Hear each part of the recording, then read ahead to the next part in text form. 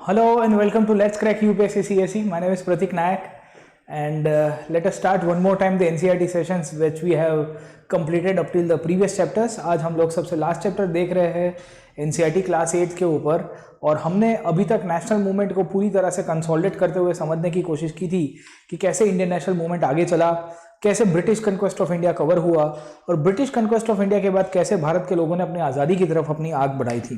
अब जो Indian national movement conclude होता है उसके बाद सबसे आखिर का चैप्टर एनसीईआरटी के अंदर दिया हुआ है।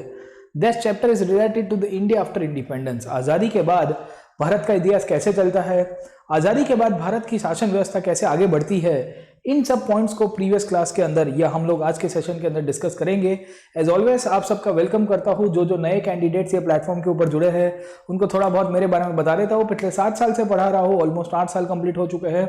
ऑनलाइन ऑफलाइन प्लेटफॉर्म के अंदर थाउजेंड्स एंड स्टूडेंट्स को मैंने गाइड किया हुआ है। मेरी खासियत यह है कि मैं हिस्ट्री आर्ट एंड कल्चर को बहुत इनसाइड आउट पढ़ाता हूं। So I teach history art and culture in a very inside out way and I welcome you all कि आप हमारे साथ जुड़िए on this platform on the Unacademy plus. I teach the NCERT over here. मैंने आपको यहाँ पे promise किया है कि एनसीईआरटी के टॉपिक्स तो मैं आपको यहाँ पे पढ़ाऊंगा, बट ओवर एंड आउट अगर आपको इससे भी ज्यादा पढ़ना है, if you want to study more, if you want to understand the nuances of UPSC preparation, I will welcome you all on the Unacademy Plus. India का लार्जेस्ट लर्निंग प्लेटफॉर्म है जहाँ पे डेली लाइव क्लासेस होते हैं, multiple educators classes लेते हैं। आप उनके हर एक क्लासेस को एक्सेस कर पाओगे।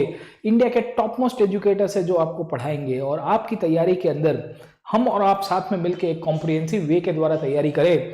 उसके लिए मैं आपको कहूंगा कि आप हमारे साथ जरूर से जुड़ सकते हो ऑन द प्लस प्लेटफॉर्म। एक ऐसा प्लेटफॉर्म जहां पे इंडिया के टॉप मोस्ट एजुकेटर्स पढ़ाते हैं, मैं भी पढ़ाता हूं और मेरा जो है हिस्ट्री का कोर्स आपको मिलेगा, comprehensive course on the history, one stop solution for the preparation of history. एक ऐसा सब्जेक्ट जो सबसे लेंदी लगता है स्टूडेंट्स को, वो सब्जेक्ट को बहुत ही मिनिमम टाइम के साथ और मैक्सिमम एफर्ट्स के साथ पढ़ाने का मेरा जो अप्रोच है वो आप मेरे प्लस के स्टूडेंट से आप फीडबैक के द्वारा ले सकते हो कि प्रतीक नायक कैसे पढ़ाता है, प्रतीक नायक का अप्रोच क्या है और किस तरह से प्रतीक नायक हिस्टोरिकल जो अंडरस्टैंडिंग है वो कैसे आगे लेके आता है। तो मैं आपको वेलकम करूंगा कि आप यहाँ पे अनअकैडमी प्लस का सब्सक्रिप्शन लीजिए। एनसीईआरटी के सिवाय अगर आपको आगे का जो अप्लाइड लर्निंग करना है वो सब कुछ आपको वहां पे मिलेगा। तो आई वेलकम यू ऑल। आपको इनफैक्ट अनअकैडमी प्लस के सब्सक्रिप्शन लेने के लिए फायदा यही होगा कि आप जितने भी एजुकेटर्स हैं उनके क्लासेस देख पाओगे, ऑफलाइन लेक्चर्स को अटेंड कर पाओगे, ऑनलाइन लाइव क्लासेस देख पाओगे और आपके जो भी डाउट्स होते हैं वो भी आप सॉल्व कर पाओगे। तो वन स्टॉप सॉल्यूशन है। इंडिया के टॉप मोस्ट एजुकेटर्स आपको पढ़ाते हैं। 1 ईयर का सब्सक्रिप्शन 44,000 का है। Use my referral code PN Live, get 10% discount, save some money my friend and आपको इनफैक्ट 39,600 में कवर होगा। उसी तौर के ऊपर 2 इयर्स जो है वो आपका 64,000 है, but if you use the code PN Live once again we find 57,600 में आपका ये भी कंप्लीट कवरेज के साथ तैयारी कराता है। ठीक है, सो बोथ आर एडवांटेजेस। ये दोनों के दोनों आप यूज कर सकते हो कोड के रूप में। PN Live के अंदर कोई भी सब्सक्रिप्शन लेना हो कर सकते हो, पर यूपीएससी CSE में आप जब PN Live का कोड यूज करोगे तो डेफिनेटली मैं आपके साथ कनेक्ट हो पाऊंगा, आपको गाइड कर पाऊंगा। कोई भी आपका जो भी डाउट्स होगा वो भी सॉल्व करेंगे, हम लोग साथ में मिलकर तैयारी करेंगे। ठीक है, तो मोस्ट वेलकम है। आप लोग को EMI ऑप्शन भी अवेलेबल है and you can take the EMI option as well while taking the subscription. इसके अलावा बहुत सारे स्टूडेंट्स को डाउट रहता है सर कि हम लोग को एक पर्सनल कोच चाहिए। तो if you want a personal coach तो Unacademy is bringing up with a new subscription called as the Unacademy iconic subscription. ठीक है, तो आइकॉनिक सब्सक्रिप्शन में फायदा ये होता है कि अगर आप इनफैक्ट हमारे साथ जुड़ रहे हो तो मैंने तो अपना कोड आपको दिया ही हुआ है। You can use my code, you can connect with me on the history portions and you can also see the classes of other educators. तो आपको 2 लोगों की गाइडेंस मिलेगी। एक तो एजुकेटर के रूप में मैं आपके साथ जुड़ा हुआ हूं, एजुकेटर के साथ साथ आपको एक और पर्सनल कोच मिलेंगे जो अनअकैडमी आपको प्रोवाइड करेगा। वेरी एक्सपीरियंस मेंटर जो आपको मदद करेंगे इन द प्रिपरेशंस, आपको गाइड करेंगे आंसर राइटिंग के अंदर, आपको तैयारी के अंदर हेल्पफुल करेगा कि कैसे तैयारी की जा सकती है। ठीक है, कहां कहां आपके ड्रॉबैक्स है, कहां कहां आपके इनफैक्ट ना पॉजिटिव्स है, नेगेटिव्स है, उन सब वेज के अंदर आपको अनअकैडमी काफी हेल्पफुल रहेगा and you can prepare via the iconic subscription. Personal coaching, motivation, study tracker और प्रोफाइल रिव्यू के अंदर आपके पॉजिटिव्स नेगेटिव्स जो भी है उन सब में भी मदद करेंगे। अगर आपको आइकॉनिक सब्सक्रिप्शन चाहिए तो आई सजेस्ट यू कि आप ले सकते हो। काफी अच्छा प्रिपरेशन कराएगा। 1 साल या 2 साल के अंदर मिनिमम लीजिएगा, उसी के अंदर ऑप्शन अवेलेबल है। 2 इयर्स का 99,000 है, but if you use my referral code PN Live my friend, आपको डिस्काउंट हो जाएगा 89,100। Once again EMI option is available, and if you use the referral code once again PN Live only in the 1 year subscription, तो वहां पे 57,600 में ये cover कर देता है। ठीक है, तो ये दोनों के अंदर एडवांटेजेस है, इट्स अप टू यू, आप डिसाइड कर सकते हो। इसके सिवा मेरा एंशिएंट हिस्ट्री का कोर्स बहुत जल्द आ रहा है, आप इसके क्लासेस भी अटेंड कर सकते हो और आप हमारे साथ प्लेटफॉर्म के ऊपर जुड़ सकते हो। बहुत कॉम्प्रिहेंसिव कोर्स है जहाँ पे मैं अराउंड 50 आवर्स के आसपास एंशिएंट हिस्ट्री को पूरी तरह से कवर करूंगा और आपको बहुत डिटेल एनालिसिस के साथ एंशिएंट हिस्ट्री को हम लोग पढ़ेंगे। इसके अलावा अनअकैडमी के ऊपर अगर आपको देखना है कि कैसे प्लेटफॉर्म करता है काम, तो आपको स्पेशल क्लासेस के ऊपर क्लिक करना है। You are suppose to click on the special class, और स्पेशल क्लास के ऊपर क्लिक करने के बाद after clicking on the special class you will be able to see the free classes on the Unacademy platform. ये भी आपके लिए फायदे कारक है। खैर, ये तो अनअकैडमी के बारे में हो गया। Let us start with the last chapter, that is India after independence. ठीक है, अब देखिए ये किताब के अंदर जो नया एडिशन है न्यू एनसीईआरटी का, उसमें last chapter India after independence है न्यू एडिशन के अंदर। अवर पास्ट जो किताब है ना, अवर पास्ट 3 जो है ना, अवर पास्ट 3, उसके अंदर आपको ये मिलेगा, गेटिंग माय पॉइंट और नॉट। और जो पुराना एडिशन थे उसमें चैप्टर नंबर 12 है। चैप्टर नंबर 12 जो है वो इंडिया आफ्टर इंडिपेंडेंस का है। चैप्टर का कंटेंट दोनों सेम है, पर खाली 19-20 आपका यही है चैप्टर उन्होंने नए एडिशन में निकाल दिए हैं। एक चैप्टर निकाल दिया है वो है विजुअल आर्ट का। इसको मैं ना सबसे लास्ट में करा दूंगा, सबसे लास्ट में जब आपको एनसीईआरटी जब कंक्लूड करूंगा स्टैंडर्ड डेट्स की, जैसे ये चैप्टर खत्म होगा इंडिया आफ्टर इंडिपेंडेंस, तो नेशनल मूवमेंट के अंदर विजुअल आर्ट का क्या इंपॉर्टेंस था। ठीक है, ब्रिटिश एज के अंदर मॉडर्न टाइम्स में पेंटिंग, आर्किटेक्चर, उसके ऊपर टॉपिक दिया हुआ है, तो वहां से ना क्वेश्चन बहुत निकल जाता है। और कभी कभी क्या होता है कि हमने एनसीईआरटी को इग्नोर कर दिया होता है, तो फिर समझ में नहीं आता कि कहां से क्वेश्चन आ गया। ठीक है, तो इसके ऊपर भी डिस्कस करेंगे, will be discussing on that topic. Let me come back to this point, India after independence. अब देखिए हम लोग आज का जो सेशन है वो समझने की कोशिश करेंगे, और कैसे भारत को आजादी मिली वो हमने प्रीवियस क्लास के अंदर देख लिया था। अब देखिए मैं आपको फिर से आपको थीमेटिकली समझाने की कोशिश करता हूं। 1947 एक ऐसा साल है, कौन सा साल है साहब समझिए, 1947 एक ऐसा साल है जिसने इंडिया को एक वाटरशेड ईयर के रूप में डिवाइड किया हुआ है। क्यों वाटरशेड ईयर साहब? क्योंकि इसके पहले हमारा जो आंदोलन हुआ इसे हम लोग कहते हैं इंडियन नेशनल मूवमेंट, राइट।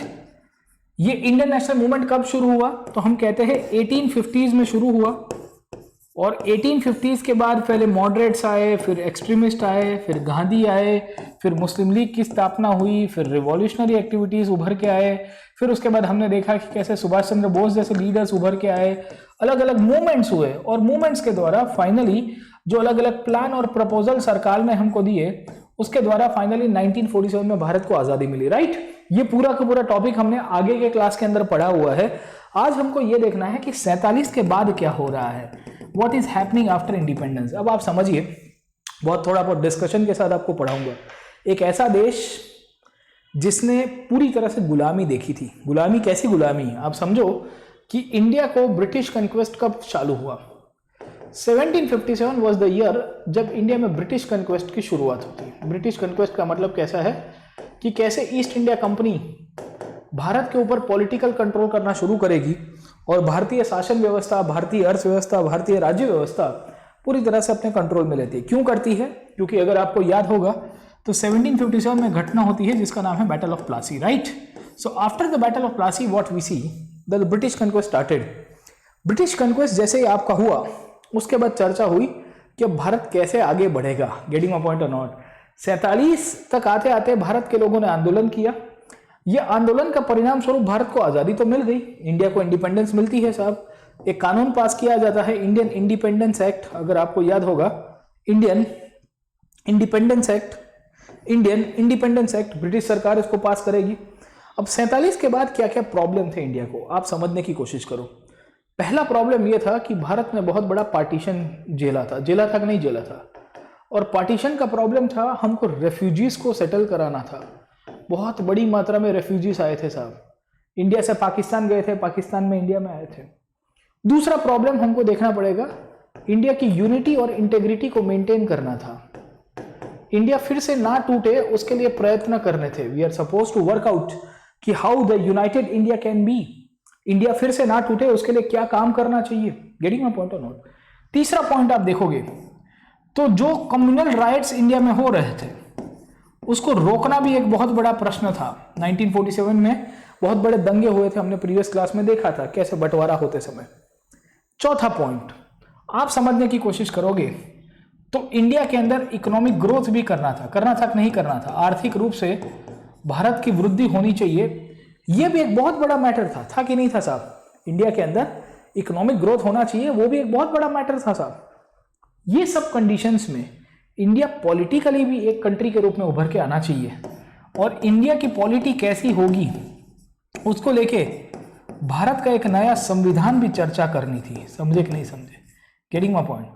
तो ये जो चैप्टर है, ये चैप्टर में 1947 के बाद किस प्रकार से भारत में चेंजेस होते हैं, ये चेंजेस के रूप में जब 1947 से लेके आज की तारीख में हम लोग देखते हैं तो इंडिया को क्या क्या प्रॉब्लम्स फेस करने पड़े, तो उसके रूप में हम लोग देखते हैं तो पहले तो बहुत सारे चैलेंजेस थे। ये चैलेंजेस को आइडेंटिफाई करना एक बहुत बड़ा टास्क इंडियन नेशनल मूवमेंट के बाद इंडिया के लोगों को पड़ गया था। ये चैलेंजेस में मैंने आपको बताया, हिंदू मुस्लिम यूनिटी हो गई, आपका इंटीग्रिटी का प्रश्न है, भारत की अखंडता का प्रश्न है, उसको सॉल्व करने का मुद्दा हो गया। उसी तौर के ऊपर हमने देखने की कोशिश की कि कैसे रेफ्यूजी को रिहेबिटेट करना है, वो भी प्रश्न है। भारत के अंदर समाज के अंदर इक्वालिटी लानी है, कास्ट डिस्क्रिमिनेशन है उसको खत्म करने हैं, लोगों को एम्पावर करना है, और साथों साथ हम लोग कह सकते हैं कि एक इंक्लूसिव कंट्री के रूप में देश को आगे बढ़ाना है। दूसरा पॉइंट हमको देखने को मिलता है आजादी के बाद कि इंडिया के अंदर आईन लिखना है, कॉन्स्टिट्यूशन लिखना है, और ये कॉन्स्टिट्यूशन कैसा होगा, इसके अंदर क्या क्या प्रोविजंस रखे जाएंगे, कितने राइट्स किसको दिए जाएंगे, गवर्नमेंट कैसी होगी, इंडिविजुअल के पास क्या क्या अधिकार है, और over a period of time constitution कौन लिखेगा, इन सब पॉइंट्स के ऊपर भी चर्चा हम लोग ये चैप्टर के अंदर करने की कोशिश करेंगे कि ये चैप्टर में कितने कितने पॉइंट्स को डिसाइड किया गया है। इसके साथ साथ जब भारत एक देश के रूप में आगे बढ़ा, when India progressed from 1947 till present, तो ये जो चैप्टर है इसके अंदर एक बात ये भी की गई है, it was also discussed and decided in this chapter, ये चैप्टर के अंदर, कि इंडिया के अंदर स्टेट्स का फॉर्मेशन कैसा किया जाएगा। स्टेट्स का फॉर्मेशन का मतलब यह है कि भारत में राज्य कैसे होंगे, क्या लिंग्विस्टिक बेसिस के ऊपर स्टेट्स का फॉर्मेशन किया जा सकता है कि नहीं किया जा सकता, और भारत में लिंग्विस्टिक बेसिस का फॉर्मेशन हुआ तो 1956 के अंदर एसआरसी ने क्या अपना रिकमेंडेशन दिया, उसके बारे में भी बात करेंगे। इसके साथ साथ यही चैप्टर के अंदर लिखा गया है कि कैसे भारत को अपनी इंडिपेंडेंट फॉरेन पॉलिसी भी मेंटेन करनी थी, क्योंकि अगर हमने इंडिपेंडेंट फॉरेन पॉलिसी मेंटेन नहीं की तो हम लोग उस दौरान जो कंटेम्पररी वर्ल्ड हुआ करती थी, जहां पे कोल्ड वॉर नाम की एक इंसिडेंट्स हो रहे थे, जहां पे यूएसए वर्सेस यूएसएसआर नाम की इनफैक्ट दो फोर्सेस एक दूसरे के साथ फाइट कर रही है, उसका भी एक बहुत बड़ा मैटर आपको देखने को मिलेगा। इसके सिवाय जब हम लोग देखने की कोशिश करते हैं when we try to understand the national movement, तो नेशनल मूवमेंट के अंतर्गत ही हमको ये भी समझ में आ रहा है, कि जो फर्दर डेवलपमेंट हुए, ये फर्दर डेवलपमेंट में आज़ादी के बाद इंडिया का इकोनॉमिक ग्रोथ कैसे होगा, और इकोनॉमिक ग्रोथ के तहत इंडिया के अंदर प्लानिंग मॉडल को कैसे आगे बढ़ाया जाता है, ये प्लानिंग मॉडल के ऊपर भी ये चैप्टर के अंदर बात की गई है। Getting my point? तो we find multiple topics are covered in this chapter, और ये चैप्टर के अंदर हम लोग जब समझने की बात करते हैं तो ये चैप्टर के अंदर 5-6 पॉइंट जो डिस्कस किए हुए हैं उसको पहले देखते हैं, और let us try to understand एक कंट्री कैसे डिवाइडेड नेशन के रूप में बनता है, ये डिवाइडेड नेशन को कैसे यूनिफाई किया जाएगा, पहला पॉइंट। उसके बाद भारत के अंदर संविधान रखा गया, ये संविधान लिखने के लिए किस प्रकार की घटनाएं होती है, कौन लिखता है, बाबा साहेब आंबेडकर जैसे लीडर्स का कंट्रीब्यूशन। तीसरा पॉइंट, इसके जो फीचर्स थे, ये फीचर्स क्या होने चाहिए, उसको लेकर चर्चा हुई। कैसी राज्य व्यवस्था होनी चाहिए, राज्य भाषा के आधारों पर बनने चाहिए कि नहीं बनने चाहिए। प्लानिंग मॉडल, फॉरेन पॉलिसी, और 1947 से लेके 2007 तक जो आपके 60 इयर्स कंप्लीट हुए हैं, ये 60 साल में भारत ने कितना प्रोग्रेस किया है, वो पॉइंट के ऊपर भी ये चैप्टर के अंदर डिस्कस किया है। तो this chapter is mainly part of the post independence history. Post independence history की खासियत यह है कि ये प्रीलिम्स में कम पूछता है, मेंस में ज्यादा पूछता है, but there is every possibility कि वो प्रीलिम्स में भी पूछ दे, क्योंकि एनसीईआरटी में दिया हुआ है और एनसीईआरटी में बेसिक से दिए हुए हैं, कोई ज्यादा रॉकेट साइंस नहीं दिया हुआ है। ये कॉन्स्टिट्यूएंट असेंबली का टॉपिक तो आपको कॉन्स्टिट्यूशनल हिस्ट्री में भी पढ़ना ही है, ऐसे पॉलिटी के अंदर भी आपको पढ़ना ही है। तो हम लोग पहले ये चैप्टर को शुरू करेंगे और ये चैप्टर को पहले डिटेल्ड के अंदर एनालिसिस करते हुए फिर आगे चलेंगे। और सबसे पहले देखते हैं कि भारत एक देश के रूप में किस तरह से डिवाइडेड था, भारत के लोग जो थे कैसे भारत की आज़ादी के बाद भारत को एक नई दिशा और दशा देंगे, ये सब टॉपिक को ये चैप्टर के अंदर पढ़ा जाएगा। ठीक है, 15 अगस्त का फोटोग्राफ दिया गया है। आप लाल किले के ऊपर आपने देखा होगा कि जब हमारे प्राइम मिनिस्टर साहब आज की तारीख में लाल किले में स्पीच देने आते हैं, 1947 में कितनी खचोखची भरी हुई थी, कितनी भीड़ थी, कितनी गर्दी थी यहाँ पे। इन सब चीज़ों से हमको समझ में आता है कि how the people of India were motivated, how the people of India used to see कि भारत की आज़ादी कैसे होगी, भारत को कैसे स्वतंत्रता मिलेगी। इस तरह से आपको चीज़ें मिलती हैं। ये फ्लैग बहुत इंटरेस्टिंग है क्योंकि भारत जब बनता है 1947 में, तो भारत एक न्यूली इंडिपेंडेंट कंट्री के रूप में था और न्यूली इंडिपेंडेंट कंट्री के साथ साथ भारत का बंटवारा भी हुआ था।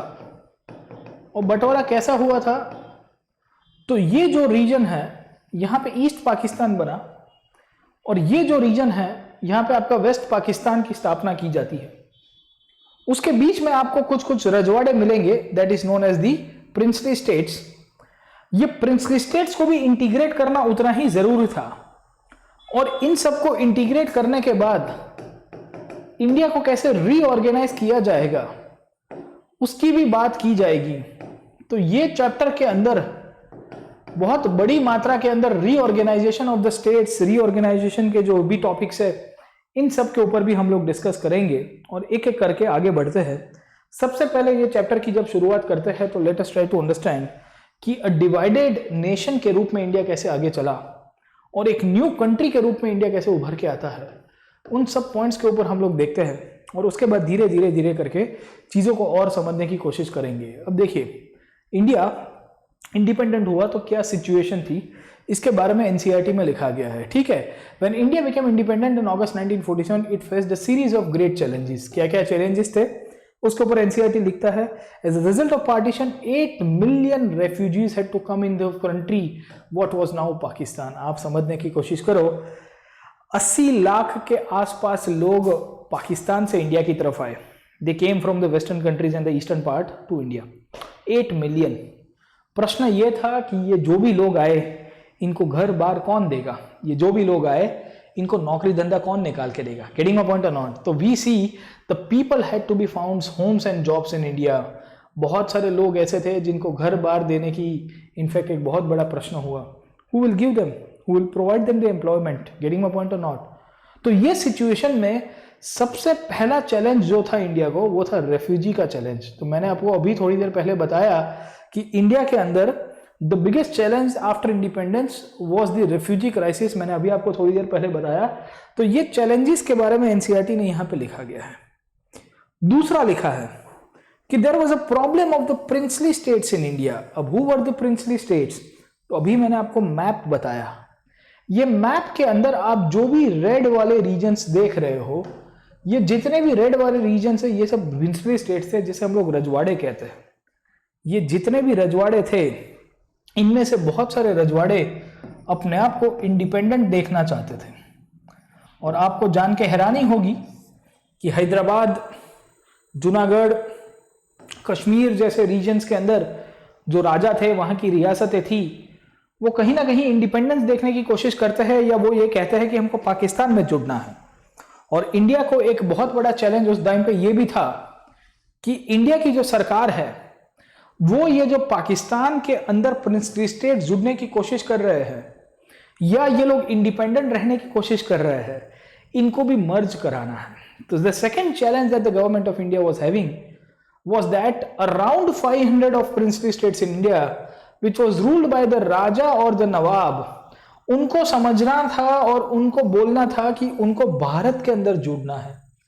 Very big challenge I would say to the people of India. और इनफैक्ट ये काम जो है आप देखोगे, रेफ्यूजी का काम और प्रिंसली स्टेट्स का काम हमको देखने को मिलता है सबसे इमीडिएटली करने की जरूरत है. और ये इमीडिएटली करने की जरूरत क्यों थी? क्योंकि जब तक ये काम सेटल नहीं होगा तब तक आप देश को आगे नहीं चला पाओगे. This is one of the reasons we find कि सरदार वल्लभ भाई पटेल, उनको टास्क दिया जाता है विद इन द गवर्नमेंट कि सरदार साहब आप कुछ करिए और ये प्रिंसली स्टेट्स का मर्जर का काम करिए साहब. ये जो रेफ्यूजी आए हैं इनको रीलोकेट भी कराने का काम करना है, इनको घर बार देना है, नौकरी धंधा पेशा इनका चला गया है. पार्टीशन के बाद बहुत सारे लोग अपनी बड़ी बड़ी जागीरें छोड़ के आए थे. पाकिस्तान के अंदर बहुत लोग ऐसे भी थे जिनके पास बहुत पैसा था, माल मत्ता थी, but all of them they left all this things, they came to India. और जब वे इंडिया में आए तो इनके पास कुछ नहीं था. और इन दिस सिचुएशन वी सी कि एक ऐसा नेशन बनाना था लॉन्ग टर्म के अंदर जहां पे इंडिया के अंदर एक ऐसी पॉलिटिकल सिस्टम बनाई जाए जो भारत के लोगों की जो एक्सपेक्टेशन है वो फुलफिल भी कर पाए. तो राज्य व्यवस्था भी बनानी है, आपके प्रिंसली स्टेट्स का इंटीग्रेशन भी करना है, रेफ्यूजीज को भारत के अंदर इंक्लूड भी करना है और उनको एक सेकेंड क्लास सिटीजन नहीं, उसको फुल राइट देना चाहिए, उस प्रकार के नागरिक के रूप में कंसीडर कराना है. हाँ, ये सब सिचुएशन में चैलेंजेस थे इंडिया को लेके. ये चैलेंजेस को कैसे इंडिया ओवरकम करता है वही ये चैप्टर के अंदर ब्रीफली दिया हुआ है. गेटिंग माय पॉइंट और not? In this situation we see कि इंडिया में इमीडिएटली दो चैलेंज थे. एक तो आपके रेफ्यूजी चैलेंज, दूसरा प्रिंसली स्टेट्स का चैलेंज. प्रिंसली स्टेट के साथ साथ तीसरा चैलेंज कौन सा था साहब? तीसरा चैलेंज था इंडिया में पॉलिटिकल सिस्टम बनाना. और पॉलिटिकल सिस्टम कैसे बनाना? जो भारत के लोगों के लिए, of the people, for the people and by the people काम में आए. अगर आप ऐसी राज्य व्यवस्था नहीं बना सकते तो कोई मतलब नहीं है. और इसके कारण आजादी के बाद एक तीसरा बड़ा चैलेंज ये था कि कैसा आईन लिखा जाए, कैसा संविधान लिखा जाए, भारत के लोगों की पूर्ण रूप से रिप्रेजेंटेशन हो, वैसा काम किया जाए. तो एक ये भी प्रश्न हो रहा था. चौथा प्रश्न अगर आप देखोगे इंडिया के अंदर बहुत बड़ा था, वो था पॉपुलेशन का इश्यू. कितनी पॉपुलेशन थी? करीबन 34 करोड़ के आसपास, 345 मिलियन. यू कैन इमेजिन कि करीबन 30 से 35 करोड़ के आसपास की पॉपुलेशन एक ऐसे कंट्री के अंदर. और ये पॉपुलेशन में भी बहुत बड़ा भेदभाव, ये पॉपुलेशन में भी बहुत बड़ा भेदभाव. एक भेदभाव था जाति प्रथा का भेदभाव. हमने देखा था कि कैसे सोशल रिफॉर्म मूवमेंट्स के दौरान भी कास्ट सिस्टम के इश्यूज नेशनल मूवमेंट को सबसे ज्यादा ओवरपावर करते हैं. इसके लिए अंबेडकर इनफैक्ट रिफॉर्म्स की मांग करते हैं अपनी कम्युनिटी के लिए. गांधी जी भी हरिजन उद्धार की बात करेंगे. ये जितने भी पॉइंट्स थे ये इसी के साथ जुड़े हुए थे. हाई कास्ट और लो कास्ट के बीच में क्या क्या इश्यूज है, उसको कैसे सॉल्व किया जाएगा. एक ऐसी समाज व्यवस्था जहां पे जो नीचे की जाति के लोग थे वो कह रहे थे कि हमारा शोषण हो रहा है, और एक ऐसी समाज व्यवस्था जहां पे हाई कास्ट कम्युनिटी के जो लोग थे उनके लिए इनफैक्ट एक बहुत बड़ा इशू क्रिएट हो रहा था. Getting my point? तो हाई वर्सेस लो का एक मैटर था. ये हाई वर्सेस लो के मैटर के अंदर भी हमको देखने को मिल रहा है कि बहुत बड़ा एक वो है ना कि सोशल क्राइसिस भी था. इनको आगे लेके आना था, इनको आगे लेके आना था. गेटिंग माय पॉइंट और not? Within the country we also find the Hindu community. But Hindu community के अंदर भी अलग अलग इनफैक्ट आप देखोगे संप्रदाय थे, अलग अलग समाज के लोग थे, उनको भी इकट्ठा करना है. बहुत बड़ा चैलेंज होता है साहब. तो एक चौथा चैलेंज के बाद जो पांचवा चैलेंज था वो क्या मिलता है हमको? Social challenge. और सोशल में हम लोग देखेंगे कास्ट एंड रिलीजन का जो मुद्दा था उसको भी सॉल्व करना बहुत जरूरी था. एक और चैलेंज आपको आजादी के बाद तुरंत मिलेगा, वो है भारत के अंदर कल्चरल डाइवर्सिटी का इश्यू. और कल्चरल डाइवर्सिटी की जब इश्यू की बात करेंगे तो भारत के लोग इतनी अलग अलग बहुसांस्कृतिक रीत रिवाजों से रह रहे थे, अलग अलग भाषाओं का उपयोग कर रहे थे, अलग अलग शब्द, अलग अलग वाणी, अलग अलग खाना पीना उन सब का था। उन सब को कैसे भी करके एक यूनाइटेड कंट्री के रूप में चलाना और उनके बीच में एक यूनिफॉर्म कोड को एस्टेब्लिश करना, उनके बीच में एक ऐसी कानून व्यवस्था बनाना जहां पे वो लोग एक हो जाए, सबके अंदर फीलिंग आए कि हम भारतीय है। गेटिंग माय पॉइंट और नॉट? प्रश्न ये था कि इतनी सारी डाइवर्सिटीज को कैसे हम लोग एक करेंगे और इंडिया को एक नेशन स्टेट के रूप में कैसे आगे चलाएंगे, एक बहुत बड़ा मैटर हो चुका था। तो देश जब आजाद हुआ तो आजाद होने के बाद तात्कालिक रूप में बहुत सारे इश्यूज थे। अब ये इश्यूज को तो सॉल्व कराना ही था, इंडिया की यूनिटी तो एक करना ही था, इंडिया को एक यूनाइट कंट्री के रूप में जो नेशन बिल्डिंग करने का काम था वो तो करना ही था। ये सब समाज, जाति, धर्म के अंदर एक प्रॉब्लम ये भी था कि हमको विकास भी करना है। तो we find our immediate government was having two problems. Our immediate government was having two problems. Post 1947 जो हमारी गवर्नमेंट ऑफ इंडिया थी उसको दो बड़े बड़े प्रॉब्लम्स थे। पहला है इंडिया को यूनाइट करना और जो चैलेंजेस थे ये चैलेंजेस को ओवरपावर करना या उसके बाहर निकलना। दूसरा प्रॉब्लम जो हमारी सरकारों के लिए तत्कालीन था वो था कि भारत का विकास करना। और भारत का विकास कैसे करेंगे?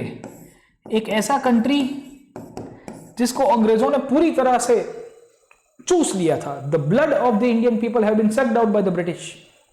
पूरी तरह से सिस्टम को खोखला कर दिया गया था। ना कैल्शियम है, ना विटामिन है, ना कार्बोहाइड्रेट्स है, ना ही एनर्जी है, कुछ नहीं है, ना मसल्स बचा है बॉडी के अंदर, ना खून बचा है, सब कुछ अंग्रेजों ने ले लिया था। ये सिस्टम के अंदर आजादी के बाद शासन व्यवस्था कैसी होगी उसको लेके भी अब प्रश्न हो रहा था।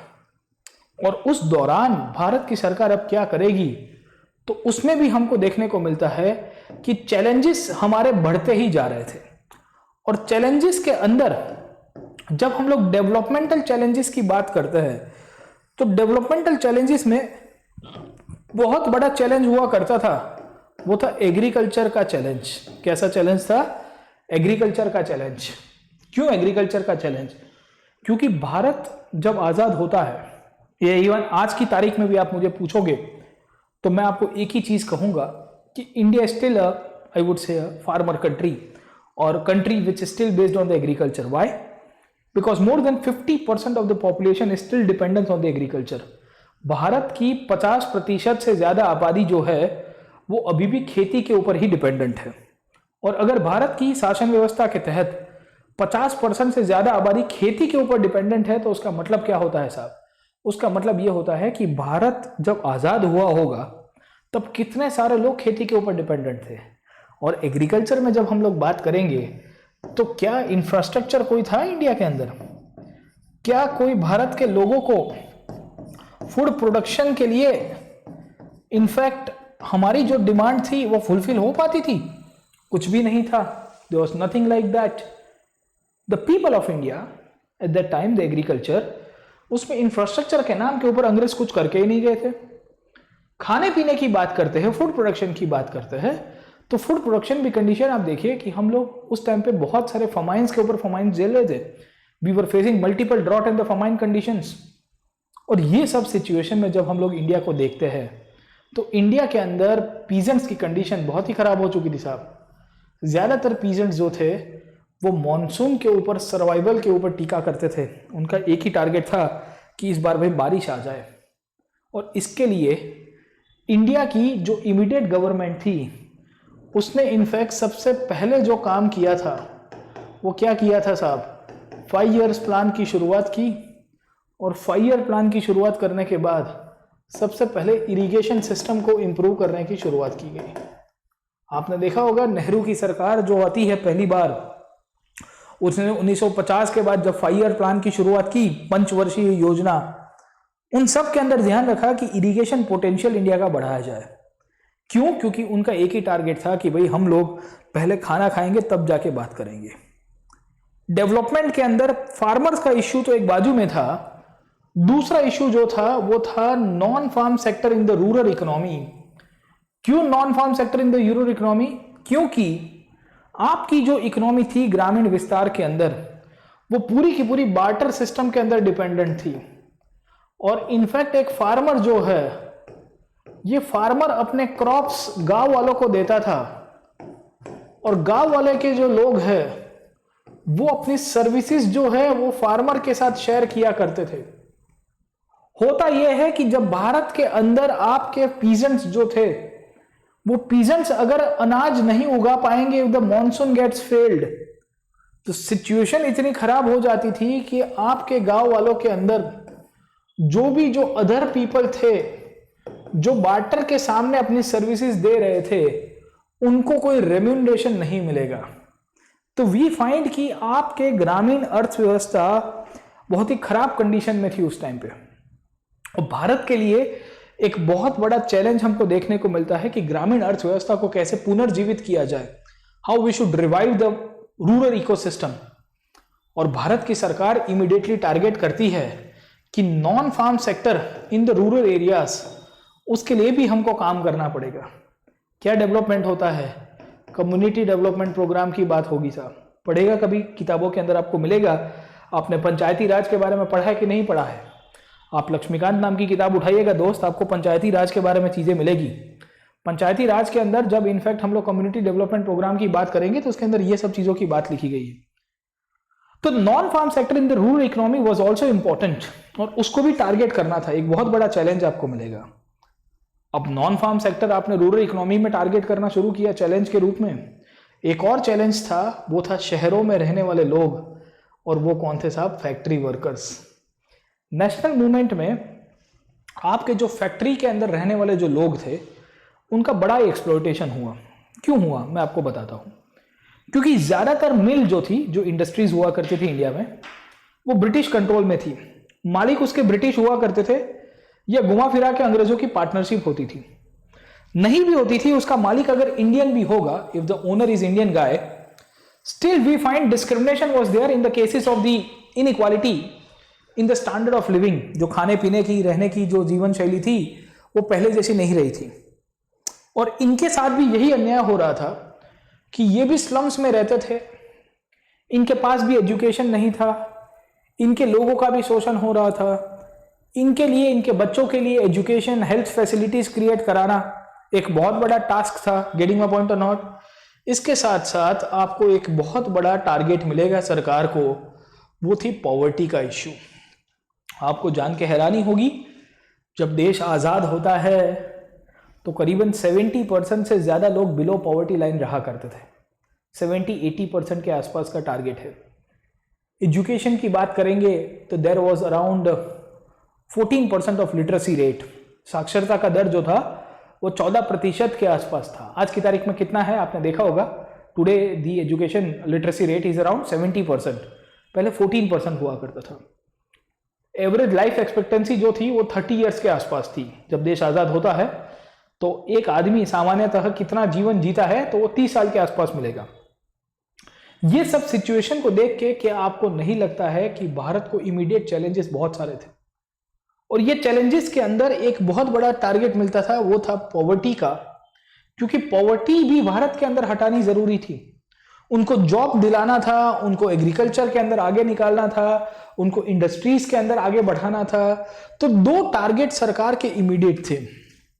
पहला टारगेट था भारत को यूनाइट करना, दूसरा टारगेट था भारत को डेवलप करना। और इस तरह से जब भारतीय शासन व्यवस्था की बात की जाएगी आफ्टर इंडिपेंडेंस, तो इंडिपेंडेंस के बाद ये दोनों के दोनों जो विचार थे, इसको कैसे साथ में लिया जाएगा, उसको लेके अब चर्चाएं चल रही थी। दूसरा प्रॉब्लम अगर आप समझने की कोशिश करोगे, इंडिया के अंदर इमीडिएटली जो चल रहा था, वो चल रहा था कि इंडिया में कंटिन्यूअसली कन्फ्लिक्ट चालू थे। और कन्फ्लिक्ट एक ऐसे कन्फ्लिक्ट थे जो रिलीजन के ऊपर, जाति प्रथा के ऊपर कंटिन्यूअसली चालू थे। और इसी के कारण सरकार को डर भी लग रहा था कि इंडिया के अंदर अगर डिफरेंसेस को हील नहीं किया गया, had it not been the healing of the differences by the government, it will create more problem. It will create more problem. Caste discrimination को रोका नहीं गया तो प्रॉब्लम होगा, रिलीजियस बेस्ड डिस्क्रिमिनेशन को रोका नहीं गया तो प्रॉब्लम होगा, धर्म के आधार के ऊपर हिंदू और मुसलमानों के बीच में जो खाई बढ़ गई थी पार्टीशन के बाद, उसको भी भुलाना था और लोगों को बताना था कि अब जो हो गया सो हो गया है, अब जो जितने भी लोग बचे हैं वो सब इंडियंस है, तो हम सबको इकट्ठे होकर रहना पड़ेगा। ये सब सिचुएशन में गवर्नमेंट को पता था कि हमको हीलिंग करना बहुत जरूरी है। We are suppose to heal our differences. If we are not able to heal our differences, it will create further problem and tensions, and eventually it might break up the India. India को पूरी तरह से in fact तोड़ा जा सकता है, या टूट जाएगा, भारत बिखर जाएगा। दूसरा प्रॉब्लम यह भी था कि इंडिया को सोशली तो यूनाइट करना है, पर इकोनॉमिकली इंडिया अगर डेवलपमेंट होता है और डेवलपमेंट में अगर कुछ लिमिटेड लोग अपना विकास करके चले गए, if we find in the economic development only limited people were able to have development, कुछ गिने चुने लोगों का विकास हुआ, तो क्या होगा? It will create more problem. अमीर और गरीब के बीच में प्रॉब्लम होगा, शहर और गांव के अंदर रहने वाले लोगों के बीच में प्रॉब्लम होगा, इंडिया के अंदर रीजनल डिस्पैरिटी थी उसके अंदर भी प्रॉब्लम होगा। तो डेवलपमेंट भी कैसा होना चाहिए? इंक्लूसिव डेवलपमेंट होना चाहिए, जहां किसी के साथ भेदभाव नहीं होना चाहिए। सोशल टेंशन्स जो है वो आज़ादी के बाद कम होने चाहिए, और ये सब चीज़ें इनफैक्ट कैसे की जाएगी, ये सब चीज़ों के लिए इमीडिएट गवर्नमेंट सोचती है कि हम लोग ये सब चीज़ों को मेंशन करेंगे हमारे एक डॉक्यूमेंट के द्वारा, हमारी एक ऐसे दस्तावेज के द्वारा जिसे भारत का आईन कहा जाता है, जिसे भारत का संविधान कहा जाता है। तो यहां से ही आपके इमीडिएट इंडिया के चैलेंजेस खत्म हुए। रेफ्यूजीज को सेटल कराने के लिए एक रेफ्यूजी डिपार्टमेंट बनाया गया था 1947 से लेकर 1952 तक आते आते रेफ्यूजी का मुद्दा सॉल्व हो चुका था। प्रिंसली स्टेट्स के इंटीग्रेशन के अंदर कश्मीर, जूनागढ़ और हैदराबाद को छोड़ के ज्यादातर प्रिंसली स्टेट्स जो है उनका भी सॉल्यूशन आ चुका था, और 48 तक आते आते उनका भी फाइनली वी फाइंड कि उनका भी मर्जर हो गया। खैर कश्मीर का एक मुद्दा बाकी था, तो 5 अगस्त के दिन फाइनल सेटलमेंट हो गया 370 का।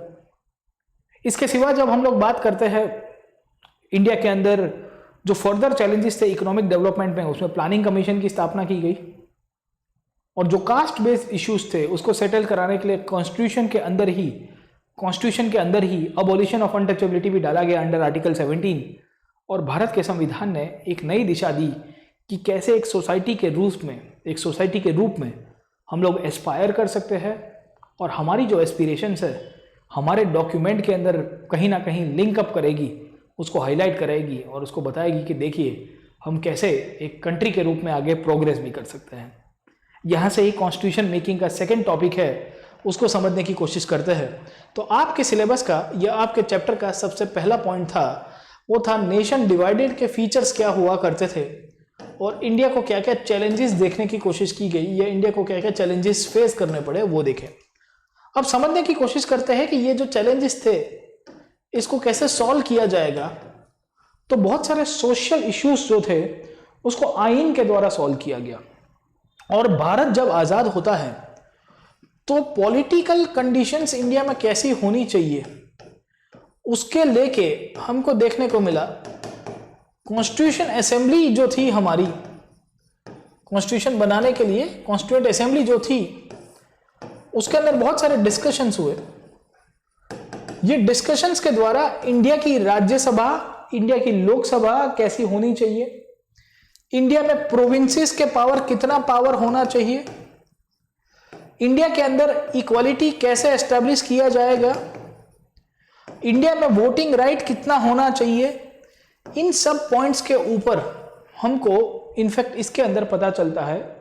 और हमारे कॉन्स्टिट्यूशन मेकिंग का जो प्रोसेस था 1946 से लेके 1950 तक कैसे आगे चला, उन सब टॉपिक्स के ऊपर अब समझने की कोशिश करते हैं कि how the Indian constitution was drafted and how the Indian constitution talked about I would से द फॉर्मेशन, एंड कैसे इंडियन कॉन्स्टिट्यूशन एक नई दिशा देता है भारत के लोगों को इनफैक्ट। ठीक है, तो यहां से शुरू करते हैं कॉन्स्टिट्यूशन के टॉपिक के बारे में। और कॉन्स्टिट्यूशन की जब टॉपिक की बात करेंगे तो फोटोग्राफ आपका आता है नेहरू जी का, जहां नेहरू जी ऑब्जेक्टिव रेजोल्यूशन को ले डाउन कर रहे हैं।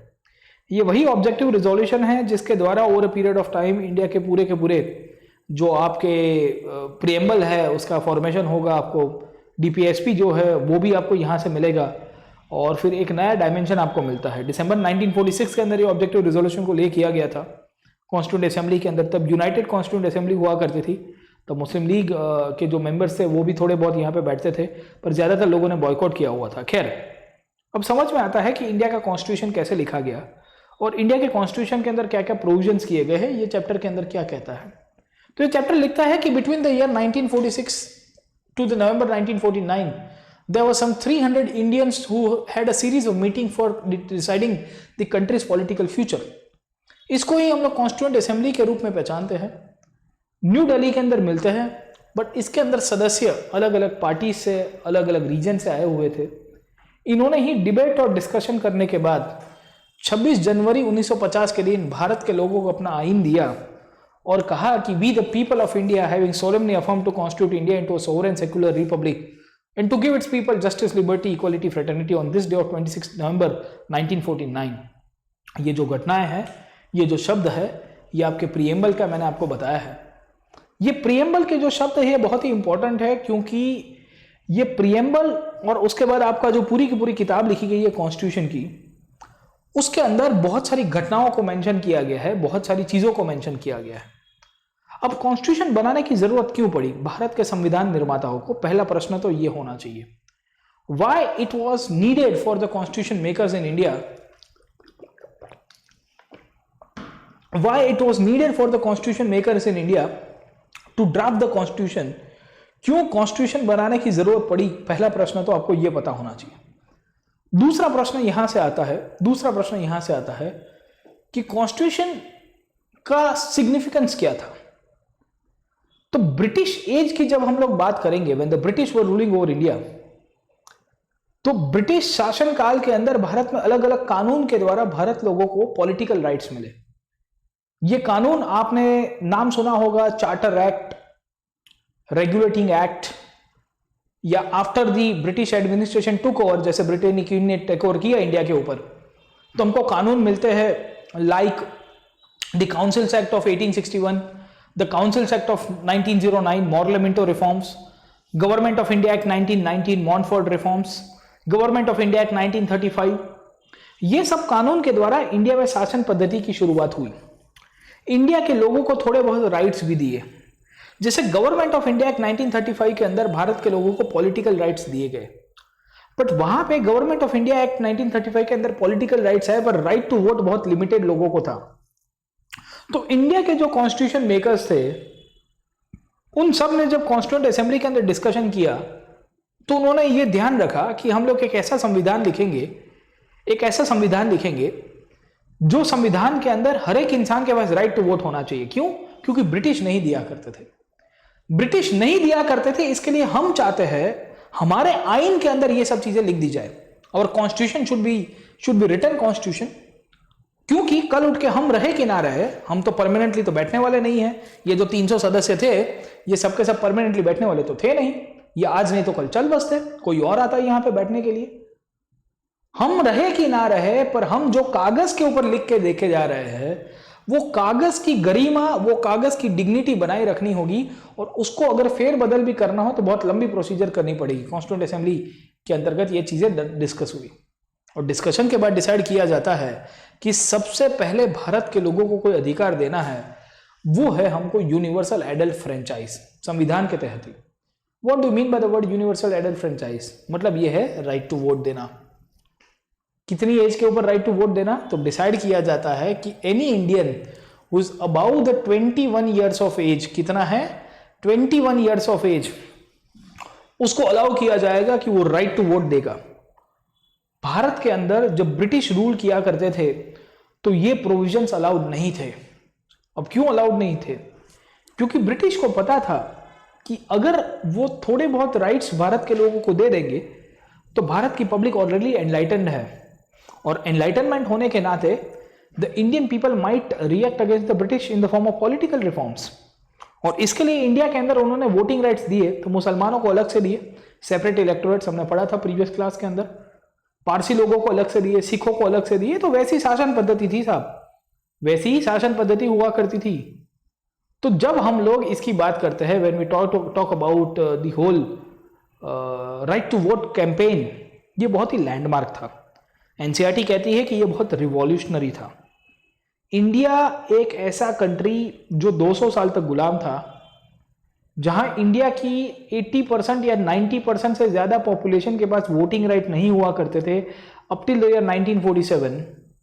और 26 नवंबर 1950 के बाद जैसे ही भारत रिपब्लिक बनता है, we the people of India अब भारत के प्राइम मिनिस्टर से लेकर प्रेसिडेंट को इलेक्ट करेंगे, तो हर एक इंसान जो 21 साल की उम्र का हो, जो भारत का नागरिक होगा, इंडियन सिटीजन होगा, उसको वोटिंग राइट्स दिए जाते हैं। भाई साहब, ये रिवॉल्यूशनरी इसके लिए था क्योंकि इसके पहले भारत के लोगों के पास राइट नहीं था कि ये लोग कभी भी अपने लोगों को चुनाव कर पाए। 1937 में और 1946 में 2 बार प्रोविंशियल इलेक्शंस हुए थे। अगर आपको याद होगा तो मैं आपको थोड़ा समझाता हूं। पिछले क्लास के अंदर हमने डिस्कस किया था, एनसीईआरटी के अंदर ही जो बातें देखी गई है वही समझा रहा हूं साहब। हाँ, मैं आपको अभी तो गया ही नहीं हूं साहब। पोस्ट इंडिपेंडेंस इंडिया बहुत ही लेंदी टॉपिक है, क्वेश्चंस 2 या 3 क्वेश्चंस ही आते हैं यहां से। पर मेरा मानना है कि पोस्ट इंडिपेंडेंस इंडिया को अगर आप अच्छे से पढ़ोगे और उसको कॉम्प्रिहेंसिवली तैयार करोगे तो बहुत फायदा होगा साहब आपको, है ना। बहुत ही एडवांटेजियस होगा आपको, क्योंकि पॉलिटी समझने में और आज़ादी के बाद जो भी स्ट्रक्चरल इश्यूज उभर के आए इंडिया के अंदर आज की तारीख में, गवर्नेंस हो गया, एथिक्स के इश्यूज हो गए, सब कहीं ना कहीं हिस्ट्री के साथ जुड़े हुए हैं। ठीक है, सो आई सजेस्ट यू कि आप उसको देखिए थोड़ा बहुत अच्छी तरह से। अब समझने की कोशिश करते हैं। मैं आपको समझा रहा था कि पोस्ट इंडिपेंडेंस इंडिया के ऊपर क्या हुआ, what happened with the case of post independence India. Bharat के लोगों ने राइट टू वोट अपने लोगों को दिया। अब ये क्यों दिया, आप समझने की कोशिश करो। इंडिया ने रिवॉल्यूशनरी किया क्योंकि इंडिया के सिवा ब्रिटेन है, अमेरिका है, उन्होंने हर एक लोगों को राइट टू वोट तुरंत नहीं दिया था, वो ग्रेजुअली दिया था। दिख रहा है आपको, it was granted in the stages. What do you mean by that? Initially Britain के अंदर खाली पुरुषों को ही वोट देने का अधिकार था। In the British hierarchy and the British administration, the British people were only given the right to vote to their men. Later on in fact उसके अंदर लिखा जाता है कि only educated man were given, only educated man were given the right to vote. अब बाकी जिसके पास शिक्षा नहीं है, जो खेती कर रहा है, जो किसान है, जो कहीं मजदूरी कर रहा है, उसके पास वोटिंग राइट्स नहीं होंगे साहब। 1840s 1850s के दौर में ब्रिटेन में बहुत बड़ा आंदोलन हुआ साहब, चार्टर मूवमेंट कहते हैं उसको। कभी मौका मिले पढ़िएगा वर्ल्ड हिस्ट्री के अंदर, है ना। आपके सिलेबस के अंदर डायरेक्टली जीएस में नहीं, ऑप्शनल के अंदर आता है। ये जो चार्टर मूवमेंट का जो टॉपिक था, जिसने सबको झकझोर दिया ब्रिटेन के अंदर, क्योंकि मजदूरों ने अपने अधिकार की मांग की कि भाई हमको वोटिंग राइट दो, तब जाके मजदूरों को वोटिंग राइट मिला। और उसके बाद वुमेन जो थी, उनकी कम्युनिटी के अंदर जो वुमेन मेंबर्स है, वो वुमेन मेंबर्स को तो बहुत बाद में मिला साहब, 1920s के बाद मिलता है वुमेन मेंबर्स को। उसके सामने इंडिया ने 1950 के अंदर हर एक इंसान को कहा कि if you are over and above 21 years of age and you are an Indian citizen, that means irrespective of your caste, religion, gender, place of birth, you have equality of right to vote. You can choose your prime minister, you can choose your president. President indirect होता है क्योंकि MP MLA vote करते हैं। पर कहने की बात मेरी यह है कि इसको क्रांतिकारी कहते हैं। इसको कहते हैं कि हम लोग कहते हैं कि हम गणतंत्र है, वी आर रिपब्लिक।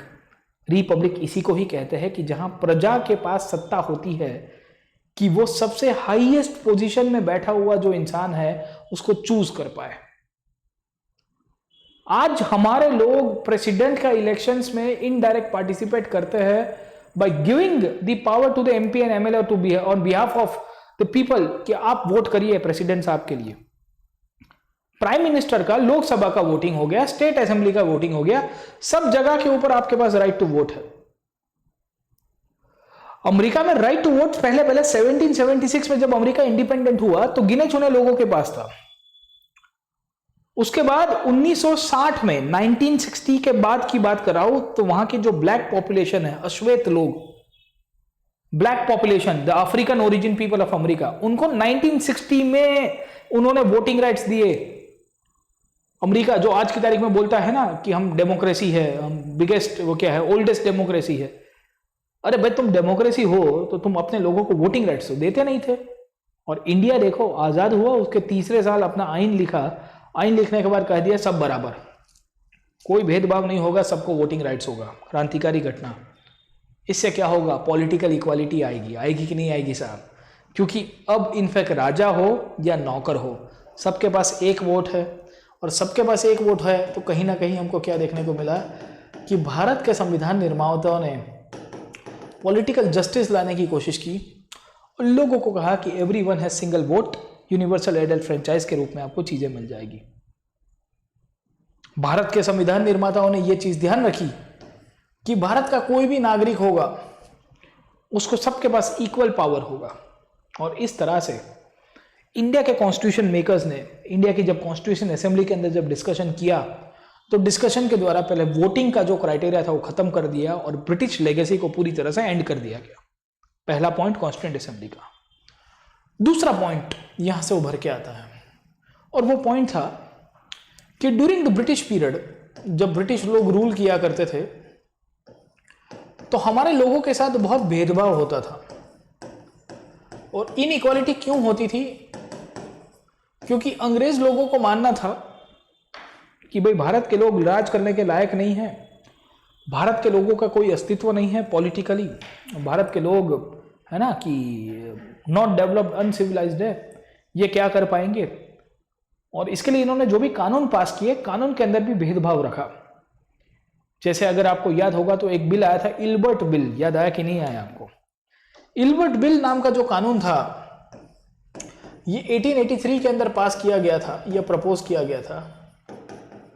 ये इल्बर्ट बिल में पहली बार लिखा जाता है कि इंडियन जजेस के पास उतना ही पावर होगा जितना ब्रिटिश जजेस के पास होगा इन द जुडिशरी। बट उसका परिणाम क्या आया? आपने देखा ही कि बहुत बड़ा आंदोलन हुआ ब्रिटेन के अंदर, भारत के अंदर जो गोरे लोग थे, और उन्होंने कह दिया कि गोरे लोग हमेशा कानून के ऊपर रहेंगे, the white people will always be about the law. जब देश आजाद होता है तो डिसाइड किया जाता है law is equal for all the citizens, you belong to any religion, you belong to any caste. पहले क्या होता था? जाति प्रथा के तहत अंग्रेजों ने न्याय व्यवस्था खड़ी की थी। वॉरेन हेस्टिंग्स का नाम सुना होगा आपने। वॉरेन हेस्टिंग्स ने एक किताब लिखी थी लॉज ऑफ जेंटू। ये लॉ ऑफ जेंटू के अंदर वॉरेन हेस्टिंग्स लिखता है कि जाति प्रथा के आधार के ऊपर मैं सबको इनफैक्ट न्याय दूंगा। ये वॉरेन हेस्टिंग्स के खुद के शब्द हैं। भारत की सरकार कहती है कि अब नो जाति प्रथा, नो रिलीजन, डायरेक्टली हम लोग एक ऐसा कॉन्स्टिट्यूशन लिखेंगे जहां कानून किसी के साथ भेदभाव नहीं करेगा। इनफैक्ट इंडिया के कॉन्स्टिट्यूएंट असेंबली के अंदर बहुत लोग कह रहे थे कि हम लोग इनफैक्ट अपने आप को एक हिंदू राष्ट्र के रूप में बना दें। There were class of people within India who wanted that our state should be on the Hindu ideals। और उन्होंने एग्जाम्पल दिया कि देखो पाकिस्तान जो है वो कह रहा है कि वो मुस्लिम इंटरेस्ट को ध्यान में रखते हुए बनाया हुआ है, तो इंडिया भी एक हिंदू स्टेट के रूप में बनना चाहिए। कॉन्स्टिट्यूएंट असेंबली के अंदर तत्कालीन रूप से हमारे जो प्राइम मिनिस्टर थे नेहरू जी, वो खड़े हुए और नेहरू जी ने कहा कि भाई देखिए, वो जो पाकिस्तान है वो अपना काम करेगा उसको मुस्लिम मेजोरिटी में, but we can not have the India in the form of a Hindu Pakistan. India should be a secular country, it should have religion and it should have religion from all the sections of the people and all the faith, all the religion. जितने भी अलग अलग प्रकार के लोग हैं, अलग अलग संप्रदाय के लोग हैं, उनके साथ स्टेट कोई भी प्रकार का भेदभाव नहीं कर सकता है। यही कॉन्स्टिट्यूएंट असेंबली ने डिस्कस किया और डिसाइड किया कि हमारी राज्य व्यवस्था कैसी होनी चाहिए, सेक्युलर होनी चाहिए। गेटिंग माय पॉइंट और not? So in this situation we find कि इंडिया के कॉन्स्टिट्यूएंट असेंबली ने 3 प्रकार के चेंजेस किए। पहला वो किया, वो है राइट टू वोट सबको दिया। दूसरा, कॉन्स्टिट्यूएंट असेंबली के अंदर हम लोग जब देखते हैं चर्चा तो आपको मिलेगी equality of all, right to equality की शुरुआत की। तीसरा पॉइंट हम लोग देखते हैं तो हमको क्या देखने को मिलता है कि सेक्युलर पॉलिटी की शुरुआत भारत के अंदर होती है, all because of the constituent assembly only. अगर ये कॉन्स्टिट्यूएंट असेंबली नहीं होती तो भारत के अंदर शायद सेक्युलर राज्य व्यवस्था आज की तारीख में हमें जो देखने को मिल रही है वो नहीं मिलती। एक और प्रश्न जो था वो था कास्ट सिस्टम को लेके, और कास्ट सिस्टम को लेके इनफैक्ट एक बहुत बड़ा इश्यू चल रहा था, जहां बहुत सारे लोगों का मानना था कि इंडिया के अंदर जो कास्ट हायरार्की है, क्या है, कास्ट हायरार्की है, ये कास्ट हायरार्की के कारण बहुत बड़ा भेदभाव हो रहा है, और जो हाई कास्ट कम्युनिटी के लोग हैं वो हमेशा पॉलिटिकल और एडमिनिस्ट्रेशन के अंदर अपना दबदबा बना के रखते हैं। पॉलिटिकल एडमिनिस्ट्रेशन की जब हम लोग बात करते हैं या पॉलिटिकल सिस्टम की बात करते हैं तो पॉलिटिकल पार्टीज में ऊपर की जाति के लोग डोमिनेट करते हैं, और भारतीय प्रशासनिक सेवा जिसे हम लोग इंडियन एडमिनिस्ट्रेटिव सर्विसेज की बात करते हैं उसके अंदर भी जो हाई कास्ट कम्युनिटी के लोग हैं वही डोमिनेट करते हैं, उन्हीं का ही प्रभाव ज्यादा है।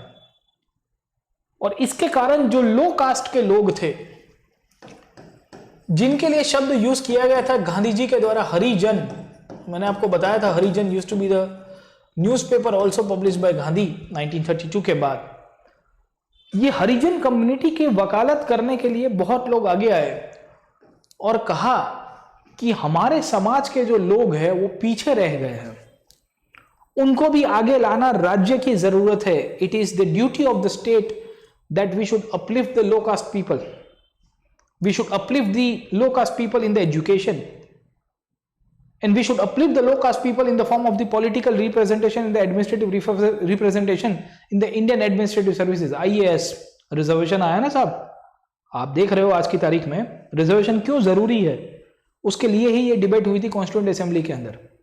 तो जब आईन लिखा गया, जब संविधान लिखा गया, तो उसके अंदर अगर आप समझने की कोशिश करोगे तो एक मेंबर थे जिसका नाम था एच डी खांडेकर।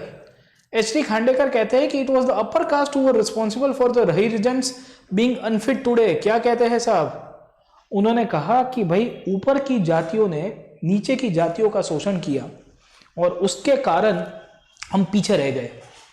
और अगर हम लोग पीछे रह गए हैं आज की तारीख के अंदर, हजारों सालों के साथ हमारे साथ भेदभाव हुआ है, तो क्या उसको जस्टिफाई करना या उसको करेक्ट करना जरूरी है कि नहीं है? Don't you think it is time to rectify the deeds or the action that had taken in the past? जो पिछली आपने जो प्रवृत्ति की थी और जो आपने कदम उठाए थे, क्या उसको फिर से चेंज करना जरूरी है कि नहीं है साहब? तो ये सब सिचुएशन के अंदर हमको देखने को मिलता है कि खांडेकर साहब जो है उन्होंने कहा कि आपने हजारों सालों के लिए अपने इंटरेस्ट को फुलफिल करने के लिए हमारे लोगों का शोषण किया, हमको आगे नहीं आने दिया। कॉन्स्टिट्यूएंट असेंबली के अंदर इसके अंदर डिस्कशन हुआ, बहुत लोग ने कहा कि यस ये सही बात है, और इनफैक्ट शेड्यूल्ड ट्राइब का भी यही प्रॉब्लम है, शेड्यूल्ड ट्राइब को भी आगे दिया जा रहा है। शेड्यूल्ड कास्ट और शेड्यूल्ड ट्राइब एक ऐसी कम्युनिटी के रूप में है जिनको कंटिन्यूसली भेदभाव किया जा रहा है। एजुकेशन हो गया, हेल्थ हो गया, जंगल का एरिया के अंदर रहने वाले लोग थे, उनको भी कुछ करना पड़ेगा। और इसी के कारण क्या होता है कि हमारी कॉन्स्टिट्यूएंट असेंबली डिसाइड करती है कि हम लोग जो प्रीवियस हिस्टोरिकली गलत हो चुका था, the historical wrong that has been taken place, उसको रेक्टिफाई करेंगे। कैसे रेक्टिफाई करेंगे? तो we will give them the reservation, और हम लोग शेड्यूल कास्ट और शेड्यूल ट्राइब को अपलिफ्ट करने के लिए अपने हिसाब से उनको आगे लाने का भी काम करेंगे। तो इस तरह से इंडियन सोसाइटी के अंदर जो कन्फ्लिक्ट उभरने की शुरुआत हो सकती थी आज़ादी के बाद, उसको भी सेटल कराने का काम कॉन्स्टिट्यूएंट असेंबली ने ही किया है। गेटिंग अ पॉइंट है ना? तो इन दिस सिचुएशन वी सी कि बहुत सारे इश्यूज आपको यहाँ से मिलेंगे, माइनॉरिटी से लेके मेजोरिटी, मेजोरिटी से लेके आपके इनफैक्ट जो हिंदूज और मुस्लिम्स थे उनके जो भी राइट्स थे उन सबको सिक्योर करने के लिए भी सरकार ने अपने हिसाब से बहुत प्रयत्न किए। ये प्रयत्न के तहत ही नेहरू जी 1950s में अपने चीफ मिनिस्टर्स को एक लेटर लिखते हैं, और नेहरू जी लेटर के अंदर लिखते हैं कि भारत के अंदर आज की तारीख में बहुत बड़ी मात्रा में मुस्लिम माइनॉरिटी है कि ये लोग कहीं नहीं जा सकते हैं। ये वो लोग हैं जिन्होंने इंडिया में रहना प्रेफर किया है, ये वो लोग हैं जो भारत के अंदर ही रहने की कोशिश कर रहे हैं और हमको इनको सिक्योरिटी देनी पड़ेगी, हमको इनके राइट्स को सिक्योर करना पड़ेगा। And in this situation we find कि हमारी जो कॉन्स्टिट्यूएंट असेंबली है, ये कॉन्स्टिट्यूएंट असेंबली के तहत जो सोशल प्रॉब्लम्स थे, ये सोशल प्रॉब्लम्स को कैसे भी करके डिफ्यूज करने के लिए फंडामेंटल राइट्स इंक्लूड किए गए, माइनॉरिटी राइट्स को सिक्योर करने के लिए आर्टिकल 29, 30 जैसे राइट्स आए, 25 to 28 आपके फंडामेंटल राइट्स के अंदर जब हम लोग बात करते हैं तो सबके लिए यूज होते हैं। तो इस तरह से इंडिया की जो सोसाइटी का जो प्रॉब्लम्स था, इंडिया की जो सोसाइटी का जो प्रॉब्लम्स था और सोसाइटी के अंदर कास्ट और रिलीजन का जो प्रॉब्लम था, ये कास्ट रिलीजन के प्रॉब्लम को इंडिया की कॉन्स्टिट्यूएंट असेंबली ने बहुत अच्छी तरह से सॉल्व किया by giving them the reservations and also taking proactive measures during the post independence period. तो इस तरह से इमीडिएटली जो भारत के 4-5 साल रहे आज़ादी के बाद, उसमें इतनी घटनाएं होती है और ये घटनाओं का अभ्यास हमने आज की तारीख के अंदर, अभी का जो सेशन है उसके अंदर किया है। अब आगे जब हम लोग नेक्स्ट सेशन के अंदर मिलेंगे तो we will be discussing about the topics and we'll be discussing about how this center state relations will take place in India within the Constituent Assembly, कि भारत में कैसी राज्य व्यवस्था होनी चाहिए। यही कॉन्स्टिट्यूएंट असेंबली के अंदर चर्चा हुई कि भारत में भाषा का उपयोग कैसे होना चाहिए, which should be the official language of the Indian union, be it Hindi, be it English और कोई और अदर लैंग्वेज, इंक्लूडिंग भारत के अंदर कैसे अलग अलग राज्य बने। आज जो हम लोग राज्य व्यवस्था देखते हैं, गुजरात, महाराष्ट्र, ये सब कैसे बने, और भारत में भाषा के आधार के ऊपर राज्यों की स्थापना कैसे होने की शुरुआत हुई, उन सब को हम लोग नेक्स्ट क्लास के अंदर देखेंगे। और ये कॉन्स्टिट्यूएंट असेंबली का जो पूरा टॉपिक है उसको कवर करते हुए आगे भारत के इतिहास में चलेंगे। आज का जो सेशन है, हमने यहाँ पे इफेक्टिवली अगर जो टॉपिक्स को डिस्कस किया है, तो हमने इनफैक्ट डिस्कस किया है 1947 से लेके प्रिसाइसली 1950 के बीच के पीरियड। और ये पीरियड में हमने देखा कि कैसे रेफ्यूजी प्रॉब्लम, रेफ्यूजी के साथ साथ प्रिंसली स्टेट का प्रॉब्लम, और प्रिंसली स्टेट के साथ हमने देखने की कोशिश की कि इंडिया की कॉन्स्टिट्यूएंट असेंबली की स्थापना कैसे हुई और कॉन्स्टिट्यूएंट असेंबली ने इनफैक्ट कैसे कास्ट इश्यूज को सॉल्व किया, रिलीजियस रिफॉर्म्स की शुरुआत की। नेक्स्ट क्लास के अंदर देखेंगे, in the next class when we will try to understand. तो नेक्स्ट क्लास में हम लोग देखने की कोशिश करेंगे कि कॉन्स्टिट्यूएंट असेंबली इंडिया की पॉलिटी कैसे होगी, इसके बारे में डिस्कस करेगी, और कैसे लैंग्वेजेस के आधार के ऊपर चर्चा होती है, कैसे राज्य व्यवस्था बनेगी, उस सब के ऊपर डिस्कस करेंगे। ठीक है, तो आज का सेशन यहाँ पे कंक्लूड करते हैं। पोस्ट इंडिपेंडेंस इंडिया बहुत ही इंटरेस्टिंग टॉपिक है, बट उसको समझने के लिए एक थीमेटिक अंडरस्टैंडिंग लेना ज़रूरी है। आज का क्लास मेनली हमने थीमेटिक अंडरस्टैंडिंग के लिए रखा है। जब नेक्स्ट क्लास के अंदर मिलेंगे तो यही टॉपिक को और इनफैक्ट डिटेल के अंदर पढ़ते हुए ये सेशन को फिर इसके बाद कंक्लूड करेंगे। हम लोग आज के सेशन को यहाँ पे स्टॉप करते हैं। आप में से जो भी लोग अनअकैडमी प्लस के ऊपर जुड़ना चाहते हो स्टूडेंट्स, उनको मैं वेलकम करूँगा कि आप मेरे एंशिएंट हिस्ट्री के कोर्स के अंदर आ सकते हैं। PN Live is my referral code my friend, always use this code, आपको 10% डिस्काउंट मिलेगा और आप मेरे साथ कनेक्ट भी हो पाओगे। इसके अलावा अगर आपको सब्सक्रिप्शन रिलेटेड कोई भी क्वेरी हो, अगर आपको सब्सक्रिप्शन रिलेटेड कोई भी डाउट हो, तो आप ज़रूर से हमको ये नंबर के ऊपर कांटेक्ट कर सकते हो। My team will be ready to help you out. This is my Telegram channel Prateek UPSC, और ये मेरा रेफरल कोड है PN Live। And always follow me on Unacademy @Nayak Prateek. आपको मेरे कोर्सेज के बारे में भी अपडेट्स मिलती रहेगी। आज के सेशन को यहाँ पे कंक्लूड करते हैं। I will see you in the next class. Till then keep studying. Thank you very much.